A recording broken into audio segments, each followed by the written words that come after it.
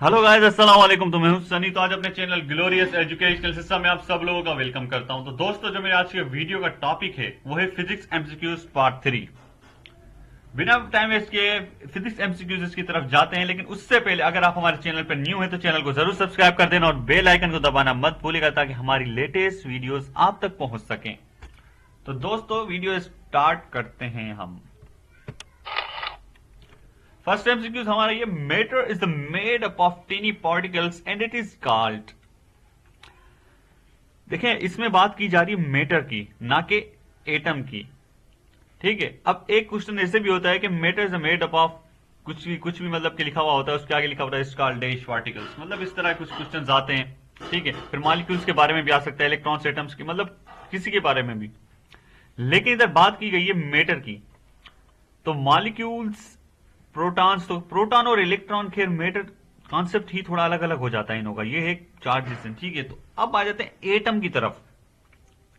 Atom है जो question number 1 का वो राइट आंसर है। वो कैसे देखें, मॉलिक्यूल्स तो खैर और एटम्स, ये दो आप आंसर रखें साइड में। ये ट्रिक याद रखना। देखें, प्रोटॉन और इलेक्ट्रॉन्स और न्यूट्रॉन्स, ये तीन आपस में रिलेट करती हैं चीजें। तो ये जो तीनों रिलेट करती हैं ना, ये इन्हों को देखें, ये चार्जेस ही समझ लें एक तरह से। तो matter is made up of इन चीजों का नहीं है, वो क्या है, एटम्स का। तो क्वेश्चन नंबर 1 का जो राइट आंसर है वो है एटम। अब आ जाता है क्वेश्चन नंबर 2 की तरफ। Drive unit have a dash kinds. अगर आपने पढ़े होंगे, देखें फिजिकल क्वांटिटीज के कुछ यूनिट्स होते हैं ड्राइव यूनिट्स, तो उन्होंने देखें 7 काइंड्स हैं। वो आपका ये देखें होमवर्क भी है, वो 7 काइंड्स के बारे में आप पढ़ें, वो क्योंकि इंपॉर्टेंट्स बहुत हैं वो।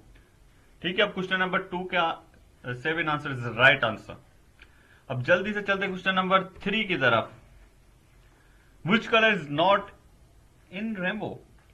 देखें, कुछ लोगों ने रेनबो देखी भी होगी, कुछ लोगों ने सुनी भी होगी, कुछ लोगों को पता भी नहीं होगा कि रेनबो होती क्या है। ठीक है। तो देखें, रेनबो के अंदर कहा जाता है कि 7 कलर होते हैं। ठीक है। 7 कलर ही होते हैं।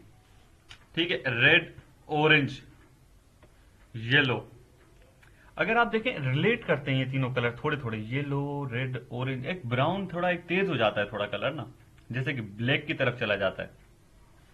जो हमारा ब्राउन कलर है ना, वो रेनबो में नहीं है। इसमें कोई ट्रिक वगैरह कुछ भी नहीं है, ये सिर्फ एक कॉमन सेंस का सवाल है। Question number 3। तो क्वेश्चन नंबर 3 का जो राइट आंसर है वो है ब्राउन। अब आ जाता है क्वेश्चन नंबर 4 की तरफ। Every action have a reaction, it is a dash law. ये कॉमन सेंस लॉ, इसको इसको कॉमन सेंस कहते हैं। तो जैसे कि अगर आपने फिजिक्स पढ़ी होगी तो इस लॉ के बारे में आपका मतलब कि अंडरस्टैंड, मतलब पढ़ा ही होगा आपने। खैर, क्योंकि देखें, इस लॉ के बारे में बता देता हूं कि इसमें बात ही देखें सेकंड, थर्ड, फर्स्ट। अब कुछ लोग बोलेंगे फर्स्ट, सेकंड, थर्ड ये कौन से लॉ है, किसके लॉ है, क्या नहीं। ऐसा कुछ भी नहीं है। अगर आपने फिजिक्स पढ़ी होगी ना, आपको पता होगा कि 3 लॉ जो इसमें दिए हुए, फर्स्ट, थर्ड, सेकंड, तो ये बात कर रहा है न्यूटन्स की लॉज की। एवरी एक्शन है अ रिएक्शन। न्यूटन का फर्स्ट लॉ याद होगा, उसको कहते हैं लॉ ऑफ इनर्शिया। न्यूटन का सेकंड लॉ याद होगा, F equal to M A, उसका कुछ फार्मूला है। ठीक है। न्यूटन का third law, to every action there are always an reaction opposite, मतलब कुछ इस तरह का ही है। ठीक है। Every action have a reaction, तो मतलब क्वेश्चन मतलब के थर्ड लॉ ही क्वेश्चन नंबर 4 का राइट आंसर है।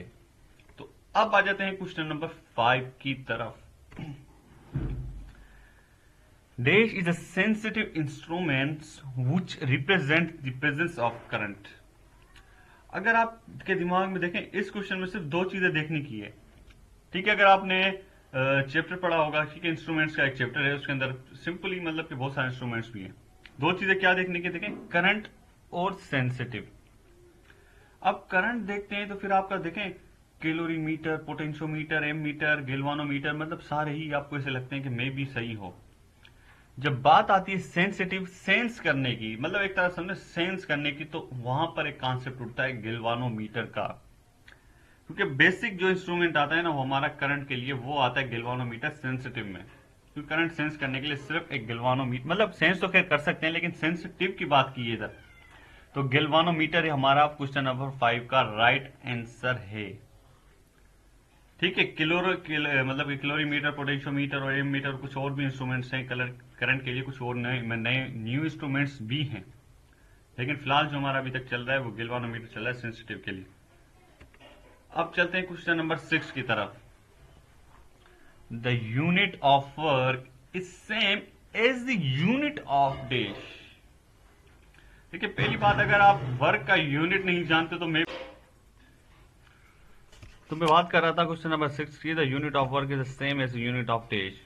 देखिए मैं आप बात कर रहा था कि वर्क का अगर आप यूनिट नहीं जानते तो इस क्वेश्चन में आपके लिए मुश्किलात पैदा हो सकती हैं। ठीक है, अगर आप देखें वेलोसिटी, फिर इसकी एक ट्रिक है जो आपके लिए इंपॉर्टेंट है। देखिए वो क्या है, वेलोसिटी, प्रेशर, एनर्जी, जूल। अब क्वेश्चन को समझना है, वो किस तरह समझना है मैं आपको बताता हूं। इसमें देखें, the unit of work is same as the unit of days. इसमें यह नहीं पूछ रहा, देखें मैं आपको देखें 3 से 4 ट्रिक हैं इस क्वेश्चन के अंदर, मैं आपको समझाता हूं वो कैसे। The unit of work is the same as the unit of days. मिसाल के तौर पर आपको पता है कि वर्क का यूनिट क्या है, जूल। ठीक है, तो जूल इधर भी प्रेजेंट है, तो अब आप सोचेंगे तो जूल को टिक करके राइट आंसर मतलब कि राइट आंसर हो जाएगा। ऐसा बिल्कुल भी नहीं है, क्योंकि क्वेश्चन थोड़ा समझे आप। देखें पूछ रहा है कि यूनिट ऑफ वर्क है जो वो सेम है, मतलब कि किस क्वांटिटी के यूनिट से, ये समझे क्वांटिटी के as the unit of days. ये नहीं पूछा यूनिट कौन सा है उसका। अगर ऐसे होता था unit of work is days तो इधर होता जूल, बट इधर ये पूछ रहा क्वांटिटी के बारे में। और ज्यादातर जो लड़के मिस्टेक करते हैं, मतलब कि वो इसी में ही करते हैं कि जूल को टिक कर देते हैं, लेकिन इधर जो होगा हमारा राइट आंसर तो होगा एनर्जी।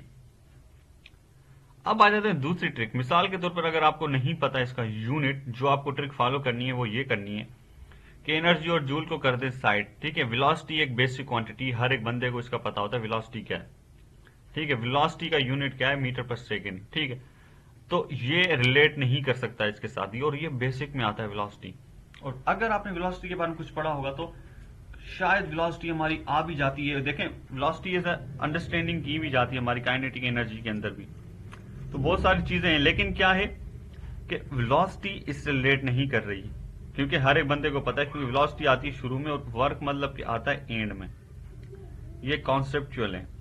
ठीक है, इसके लिए एक पूरा लेक्चर बनाना पड़ेगा मुझे, क्योंकि कॉन्सेप्चुअल है, इसके ऊपर मतलब बहुत ज्यादा टाइम लग सकता है। तो मैं आपको बता देता हूं कि ट्रिक यही है कि आप लोग सबसे पहले ऑप्शंस कम करें। 4 ऑप्शन है, मिसाल के तौर पर आपको महसूस हो गया कि वेलोसिटी और प्रेशर ऑप्शन ऐसे हैं कि जो हो ही नहीं सकते, तो ठीक है, तो आप इन दोनों को कर दें स्किप। जितने ऑप्शन कम होंगे उतने ज्यादा चांसेस होंगे आपके राइट आंसर देने के। तो क्वेश्चन नंबर 6 का जो राइट आंसर है वो है एनर्जी। तो ठीक है दोस्तों, energy is the right answer. Thanks for watching, must subscribe our channel glorious educational system. तो दोस्तों अगर आप अभी भी, मैं कह रहा हूं कि चैनल पर न्यू है तो चैनल को जरूर सब्सक्राइब कर देना और बेल आइकन को दबाना मत भूलिएगा, ताकि हमारी लेटेस्ट वीडियोस आप तक पहुंच सकें। तो रेडी रहिए, जल्दी इसका नेक्स्ट पार्ट आने वाला है, क्योंकि टोटल 10 सीरीज बनाई है मैंने, ज्यादा बड़ी भी नहीं है, मतलब कि 5 से 10 मिनट की वीडियोस हैं। ठीक है दोस्तों, तो नेक्स्ट वीडियो का इंतजार करें। ठीक है दोस्तों, खुदा हाफिज।